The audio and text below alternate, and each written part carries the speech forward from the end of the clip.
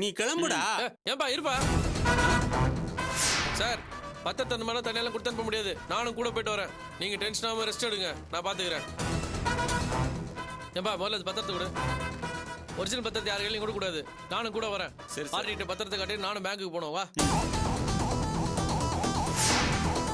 Party எந்த ஏரியால இருக்காரு? பக்கம் தான் சார்.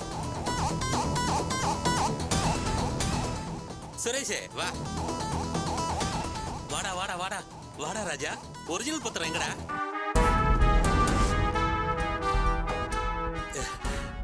நீ போடா. பொறுப்படி இமிடியேட்டா ரிசப்ஷன்ல சொல்லி பில்ல ரெடி பண்ண சொல்லு. நமக்கு நல்ல நேரம் ஆரம்பமாயிருச்சு. சீக்கிரம் பணத்தை வாங்கிட்டு ஊரோட போய் செட்டில் ஆயிரலாம்.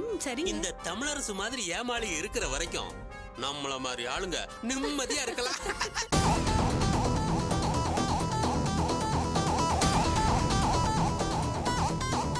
தமிழ் சார் எங்க வேகமா போயிட்டு வர?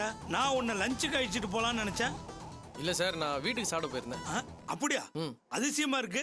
எப்போதும் நைட்டு ஊர் அடங்கினதுக்கு அப்புறம் தான் வீட்டுக்கே போவ. இல்ல சார், அது ஏதோ போகணும்னு தோணுச்சு, அதான். முருகேச விஷயத்துல நான் உனக்கு சாதகமா நடந்துக்கலன்னு என் மேல உனக்கு கொஞ்சம் வருத்தம் இருக்கலாம். ஓ நல்லதுக்கு தான்ப்பா அப்படி சொன்னேன். நீ இன்னும் 5 வருஷத்துல இந்த பிரான்ச்சுக்கே மேனேஜரா வரலாம். உனக்கு அந்த திறமை இருக்குன்னு எனக்கு நல்லா தெரியும். மேல் இடத்துக்கு மட்டும் உன் மேல நம்பிக்கை வரா மாதிரி நடந்துக்கணும். இப்படி ஏதாவது பண்ணி உன் பேர் ரிப்பேர் ஆச்சுன்னா அப்புறம் உனக்கு தான் பிரச்சனை. நம்ம கஸ்டமர்ஸ்ல நல்லவங்களும் இருப்பாங்க, ஃப்ராடும் இருப்பாங்க. யார் எப்படின்னு நம்ம ஆராய்ச்சி பண்ணிக்கிட்டு இருக்க முடியாது. நம்ம வேலையில நம்ம கரெக்டா இருந்தா நமக்கு எந்த பிரச்சனையும் வராது. அதனால நீ உன் வேலையை மட்டும் ஒழுங்கா பாரு, அதுதான் உனக்கு நல்லது. உன்னை பத்தி எனக்கு நல்லா தெரியும் தமிழ். உனக்கு ஒரு கஷ்டமும் வரக்கூடாதுன்னு தான் நான் அட்வைஸ் பண்றேன். நான் இந்த பிரான்ச்சுக்கு வந்த 4 வருஷத்துல உன் கூட தான் அதிகமா பழகிருக்கேன். அந்த உரிமையில தான் சொல்றேன். போ தமிழ், போய் வேலையை பாரு.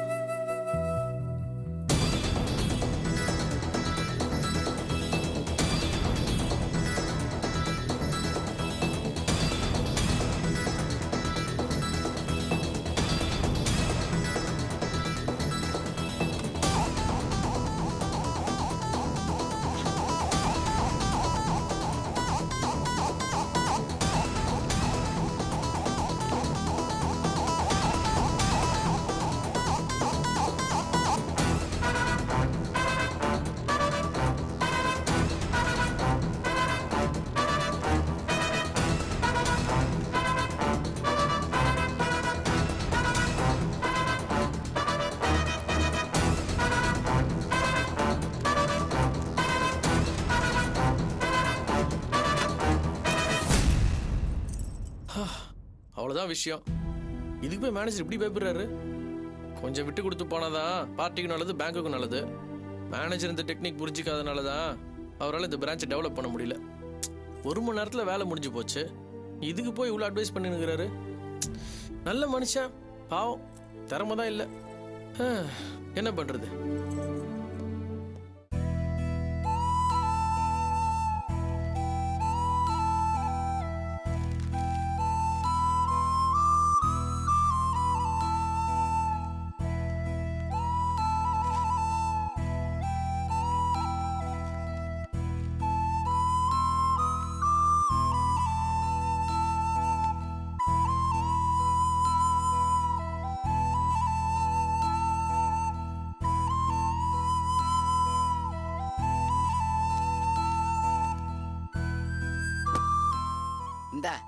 விபூதி வச்சுக்கோ.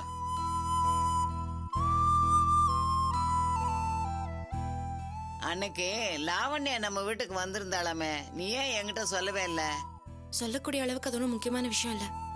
கல்யாண விஷயமா பேச வந்திருக்கா, அது உனக்கு முக்கியமான விஷயமா தோணலையா? லாவண்யா இன்னைக்கு என்ன கோயில்ல பார்த்தா. துளசி மனசுல ஏதாவது மாற்றம் இருக்குதான்னு கேட்டா. அவ சொல்லித்தான் அவ இங்க வந்துட்டு போனதே எனக்கு தெரிஞ்சது. இப்போதைக்கு என் கல்யாண விஷயத்த பேசாத பாட்டி. நான் படிக்கணும். நீ படிக்கிற பாட்டுக்கு படிமா. நான் உன்னை படிக்க வேண்டான்னா சொன்னேன். உனக்கு ஒரு நல்ல வாழ்க்கை தேடி வருது, அதையே நீ வேண்டாங்கிறன்னு எனக்கு ஒன்றும் புரியல. நல்ல சந்தர்ப்பம் நம்மளை தேடி வரும்போது அதை விட்டுட்டா அதுக்கப்புறம் அந்த மாதிரி ஒரு சந்தர்ப்பம் வர்றது கஷ்டம். அதனாலதான் கடந்து அடிச்சுக்கிறேன். வாழ்க்கையில எப்பவும் ஒரே நோக்கத்தோட தான் இருக்கணும். இது வந்தா இது, அது வந்தா அதுன்னு இருந்தா நாம நினைச்சதை சாதிக்கவே முடியாது. நான் படிக்கணுங்கிற ஒரே நோக்கத்தோட தான் இருக்கேன். நீ உன் மனசு போட்டு குழப்பிக்காத பாட்டி. நீ அந்த பையனை கல்யாணம் பண்ணிக்கிட்டா அவனே உன்னை படிக்க வச்சிருவான். இப்படி ஒரு இடம் அமையிறது கஷ்டமா? அதுக்கு தான் நான் சொல்றேன், நீ பொறுமையா யோசிச்சு பாரு. அவன் நம்ம கிட்ட எதையுமே எதிர்பார்க்கல. இந்த காலத்துல இப்படி ஒரு பையன் கிடைப்பானா? நீ சொல்றதெல்லாம் சரிதாம்மா.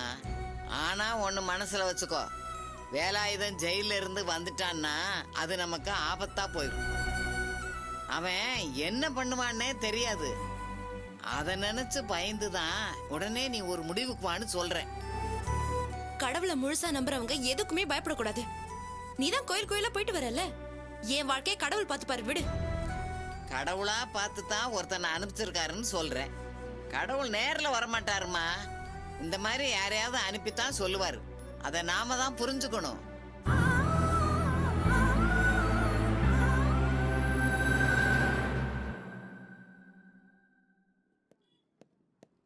சார், துளசி இருக்காங்களா? இருக்காங்க. நீங்க கூப்பிடுங்க சார். கோர்ட்ல உங்க பேருக்கு ஒரு சம்மன் வந்திருக்கு, கையெழுத்து போடணும். எங்கிட்ட கொடுங்க, கையெழுத்து போடுறேன். இல்ல சார், நீங்க போட முடியாது, இது கோர்ட் விஷயம். இதுல அவங்க தான் சார் கையெழுத்து போடணும். சரி இருங்க.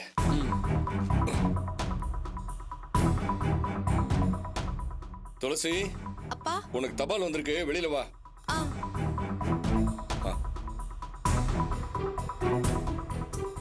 இந்தாங்க, அதில் சைன் பண்ணுங்க.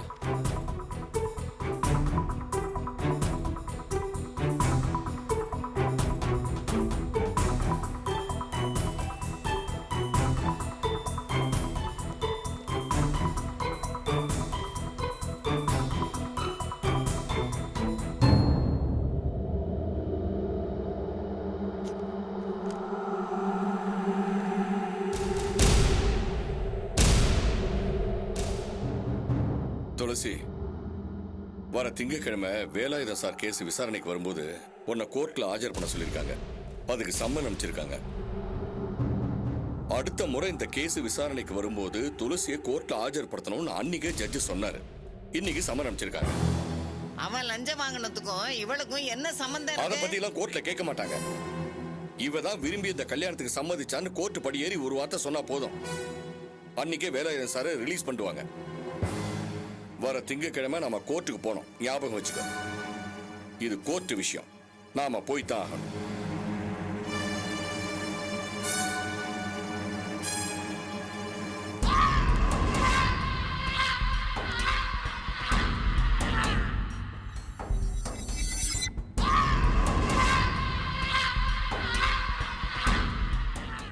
உங்க அப்பா என்ன சொல்றான் பாத்தியா? நீயா விரும்பித்தான் அந்த கழட்டு பையில கல்யாணம் பண்ணிக்க சம்மதிச்சேன்னு கோர்ட்ல ஏறி ஊருக்கெல்லாம் தெரியும்படியா சொல்லணுமா. தன்னால உனக்கு தேடி வந்த படிப்பை உங்க அப்பனும் அவன் பொண்டாட்டி சேர்ந்து கெடுத்துட்டாங்க. இப்ப இதுக்கு மட்டும் நீ கோர்ட்ல போய் நிக்கணுமா? கூண்டில் இருக்க கொடிய மிருகத்தை திறந்து விட்டா அது பாவன் கூட பார்க்காம திறந்து விட்டவனையே கொன்னு தின்னுடுமா. வேலாயுதமும் அது மாதிரி ஒரு மிருகம்தான். நீ கோர்ட்டுக்கு போனா கூட ஏன் சம்மதம் இல்லாம தான் அந்த கல்யாணத்தை முடிவு பண்ணாங்கன்னு சொல்லிரு. அப்பதான் அந்த வேலாயுதம் வெளியில வர முடியாது. அவன் ஜெயிலே கிடக்கட்டும். உன் வாழ்க்கைய முடிவு பண்ண இதுதான் சரியான சந்தர்ப்பம். அவனை வெளியில விடலைன்னா உங்க அப்பா உன்னைத்தான் திட்ட போறான். அதுக்கப்புறம் இந்த வீட்லயே நீ இருக்க முடியாது. அந்த பாவி பைய வெளியில வர்றதுக்குள்ள நான் சொன்ன அந்த பையனை கல்யாணம் பண்ணிக்கிறதுக்கு வழியப்பாரு. வேலாயுதம் வெளியில வர்றதுக்குள்ள உனக்கும் அந்த பையனுக்கும் கல்யாணம் முடிஞ்சிட்டா நீ இன்னாருக்கு பொண்டாட்டின்னு ஆயிருவ. அப்புறம் உன்னை யாரும் ஒன்னும் பண்ண முடியாது. நான் சொல்றதான் இப்ப சரியான வழி. நீ ஒரு வார்த்தை சொல்லு, நானே அந்த பையன்கிட்ட பேசி உனக்கு கல்யாணம் பண்ண ஏற்பாடு பண்றேன். பாட்டி, நீ கொஞ்சம் சும்மா இருக்கியா? நான் உடனே யாரையாவது கல்யாணம் பண்ணாதான் எனக்கு பாதுகாப்பா இருக்கும்னு நீ நினைக்கிற. ஆனா அது தப்பு பாட்டி. அதுக்கு மேல எத்தனையோ விஷயங்க இருக்கு. நீ சொல்ற மாதிரி கல்யாணம் பண்ணிக்கிட்டா நான் இந்த வீட்டை விட்டு ஓடி போன மாதிரி ஆயிடாது? எங்க அப்பா அடிக்கடி சொல்லுவாரு, அந்த வார்த்தை உண்மை ஆயிடும். அதனால என் கல்யாணத்தை பத்தி நீ இப்ப எதுவும் பேசாத. ஒரு விஷயத்துல நான் தெளிவா இருக்கேன் பாட்டி. நான் மேற்கொண்டு படிக்கணும்னு முடிவு பண்ணிட்டேன். அதை யாராலையும் தடுக்க முடியாது. அதுல நான் உறுதியா இருக்கேன். ஆனா கல்யாண விஷயத்துல எங்க அப்பாவை மீறி நான் நடக்க முடியாது பாட்டி. என் படிப்பை கெடுத்துட்டாரேன்னு என் அப்பா மேல எனக்கு கோவம் இருக்கு. ஆனா அதுக்காக அவர் பழி வாங்குற மாதிரி என்னால நடந்துக்க முடியாது பாட்டி. எங்க அப்பாவோட வேர்வை தான் என் உடம்புல ரத்தமா ஓடிட்டு இருக்கு. அந்த நன்றி நான் மறந்துட கூடாது. எனக்கும் தீபாவுக்கும் படிக்க உதவி பண்றேன்னு சொன்னவரு எப்ப வேணாலும் எங்களை கூப்பிடுவார் பாட்டி. அததான் நான் எதிர்பார்த்துட்டு இருக்கேன்.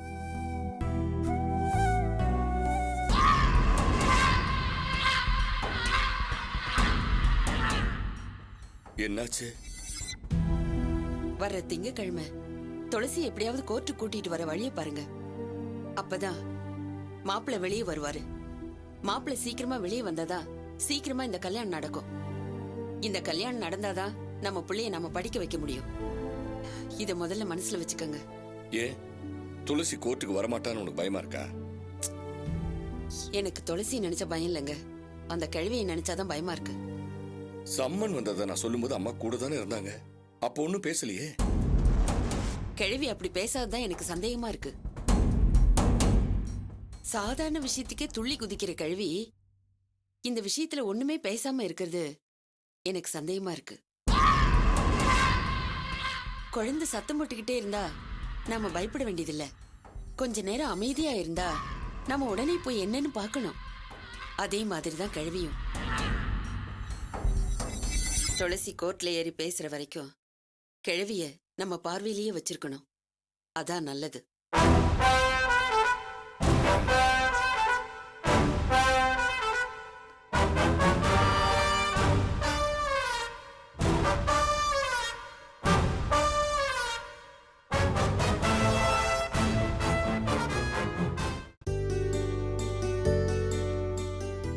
என்னக்கா பொண்ணு வீட்டுக்காரங்க வரும்போது வீடு சுத்தமா இருக்கணுங்கிறதுக்காக க்ளீன் பண்ணிட்டு இருக்கீங்களா? ஆட நீ ஒண்ணுமங்க, நம்மளே இன்னும் அவங்கள போய் பார்க்கல. அதுக்கு பிறகுல அவங்க இங்க வரணும். இதெல்லாம் எப்ப நடக்க போதோ இல்ல நடக்குமானே தெரியல. ஏங்க அப்படி அழுத்துக்கிறீங்க? பின்ன என்ன மங்க, தமிழ் அரசுக்கு கொஞ்சம் கூட பொறுப்புங்கிறதே கிடையாது. ஏன் மருமகளும் அடிக்கடி இப்படிதான் சொல்லிக்கிட்டு இருக்கிறா. இவனும் சமயத்துல அப்படிதானே நடந்துக்கிறான். பெங்களூர்ல போய் பொண்ணை பார்த்துட்டு வரலாம் வாடான்னா அதுக்கு இல்லாத காரணத்தெல்லாம் சொல்லிக்கிட்டு இருக்கிறான். புவியும் அவன் பொண்டாட்டியும் ஒரு வழியா நான் சம்மதிக்க வச்சுட்டேன். இவனை கூட்டிட்டு போறதுக்குள்ளார அந்த இடமே நம்ம கையை விட்டு போயிடுமோன்னு பயமா இருக்கு. நீங்க ஒண்ணும் பயப்படாதீங்க அக்கா, நான் இருக்கேன்ல. உங்களுக்கு நல்ல விஷயம் சொல்றதுக்காக தான் நான் இப்ப வந்திருக்கேன். பொண்ணோட அப்பா இப்பதான் எனக்கு போன் பண்ணாருக்கா. அவங்க வர்ற சனிக்கிழமை இங்க வராங்களாம். வரும்போது பொண்ணையும் கூட்டிட்டு வரேன்னு சொன்னாங்க. பொரசவாக்கத்துல இருக்கிற அவங்க சொந்தக்காரங்க வீட்டுலதான் தங்க போறதா சொன்னாரு. உங்களுக்கு அவ்வளவு தூரம் வர்றதுக்கு சிரமமா இருந்தா இந்த வர்ற சண்டே இங்கேயே வச்சு பொண்ணை பாக்கிறதுக்கு ஏற்பாடு பண்றதா சொல்றாரு. ரெண்டு வீட்டுக்கும் பிடிச்சிருந்தா அப்புறம் நீங்க பெங்களூருக்கு வந்தா போதும்னு சொன்னாரு. கொஞ்ச நேரத்துக்கு முன்னாடிதான் அவரு போன் பண்ணாரு. அத சொல்றதுக்காக தான் உடனே வந்தேன். ரொம்ப வசதியா போச்சு. பெங்களூர் போகணும்னு தானே தமிழ் வரமாட்டேன்னு சொன்னா, பொண்ணு இங்கேயே பாக்கலாம்னு சொல்றாங்கன்னா பரவாயில்லையே. நாம ஒரு மணி நேரத்துல போயிட்டு வந்துடலாமே. நீ அவங்க கிட்ட சரின்னு சொல்லிடு. இப்படி ஒரு நல்ல சம்பந்தம் அமையுது.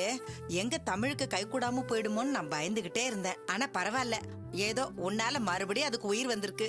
நான் தமிழை பத்தி அவ்வளவு ஸ்ட்ராங்கா சொல்லி வச்சிருக்கேன்ல, அதனாலதான் நாம அவங்கள விட்டாலும் அவங்க நம்மள விட மாட்டேங்கிறாங்க. நாம ஒண்ணு அவங்கள விடலையே.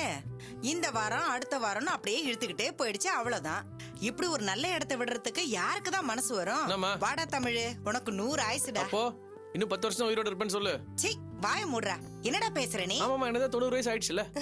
இவன் இப்படிதான் எதையுமே சீரியஸாவே எடுத்துக்க மாட்டான். நேரத்துக்குமா சீரியஸ் எடுத்துக்கணும்? நீ தான் வாழ்க்கை நினைச்சு பயந்து கோவப்பட்டுங்கிற. கோவப்படுறதுனால உடம்பு தான் கெட்டு போகுது. லைஃப் ரொம்ப ஈஸியா எடுத்துக்கணுமா? வாழ்க்கை வாழ்வதற்கு ஜெமினி எடுத்த படம் சின்ன வயசுல பாத்துருப்பல. அப்ப நீ பாவாடை தாவணெல்லாம் போட்டு ரொம்ப அழகா இருந்திருப்ப. இப்ப மட்டும் என்னம்மா, இப்போ ரொம்ப அழகா தான் இருக்க. உன்னை சின்ன வயசுல நிறைய பேர் சைட் அடிச்சிருப்பாங்கல்ல. ஆனா எங்க அப்பா தான் ரொம்ப அதிர்ஷ்டக்காரரு. உஷாரா கரெக்ட் பண்ணி தூக்கிட்டாரு பாத்தீங்களா?